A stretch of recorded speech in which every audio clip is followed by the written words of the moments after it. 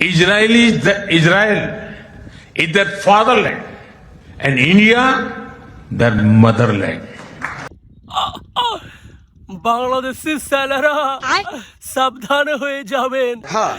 এতদিন পরে কিন্তু ভারতীয়রা তাদের বাবার পরিচয় পেয়ে গিয়েছে। ভারতের সবার বাবা কিন্তু নেতানিয়াহু। এখন কিন্তু আপনারা কেউ আর বাঁচতে পারবেন না, কারণ আমাদের চাওয়ালা কিন্তু অক্কপটে বলে দিয়েছে যে নেতানিয়াহু ভারতের বাবা আর ভারত হচ্ছে মাতা। তার মানে ভারতের জনগণের নিজস্ব বাবা নেই, সবার বাবাই কিন্তু নেতানিয়াহু। তাই সাবধানে কথাবার্তা বলবেন। আমাদের বাবা নেতানিয়াহু যদি জানে যে আপনারা আমাদেরকে দেখতে পারেন না, আমাদেরকে পুছেনও না, তাহলে একেবারে একটা মেরে ছাড়খাড় করে দেবে।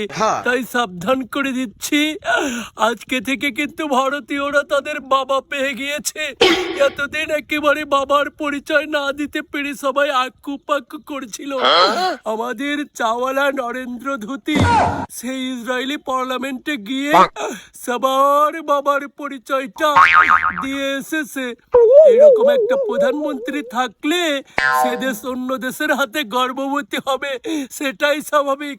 তাই বলছিলাম যে তোরা কিন্তু সাবধানে কথাবার্তা বলবি, না হলে একেবারে দেখো না সারা বুঝতে পারলি কিনা।